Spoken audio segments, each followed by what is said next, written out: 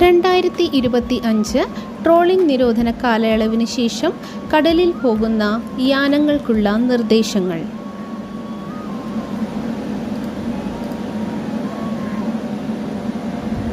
കാലാവസ്ഥാ മുന്നറിയിപ്പ് നിർബന്ധമായും പാലിച്ചുകൊണ്ട് മാത്രമേ യാനങ്ങൾ കടലിൽ പോകാവൂ. മത്സ്യത്തൊഴിലാളികൾ ആധാർ കാർഡ് നിർബന്ധമായും കയ്യിൽ കരുതേണ്ടതും ബന്ധപ്പെട്ട അധികാരികൾ ആവശ്യപ്പെടുന്ന മുറയ്ക്ക് പരിശോധനയ്ക്കായി നൽകേണ്ടതുമാണ്. യാനങ്ങളിൽ സുരക്ഷാ ഉപകരണങ്ങൾ നിർബന്ധമായും സൂക്ഷിച്ചിരിക്കേണ്ടതാണ്. മത്സ്യമേഖലയിൽ തൊഴിലെടുക്കുന്ന അതിഥി തൊഴിലാളികൾ നിർബന്ധമായും അതിഥി പോർട്ടലിൽ രജിസ്റ്റർ ചെയ്യേണ്ടതാണ്.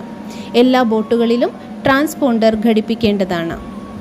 എല്ലാ യാനങ്ങളും ലൈസൻസ് പുതുക്കിയതിനു ശേഷം മാത്രമേ മത്സ്യബന്ധനത്തിനായി പുറപ്പെടാവൂ.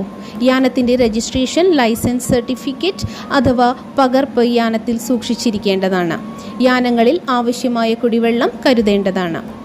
മത്സ്യബന്ധന യാനങ്ങൾ നിർബന്ധമായും കളർ കോഡിംഗ് പാലിച്ചിരിക്കേണ്ടതാണ്.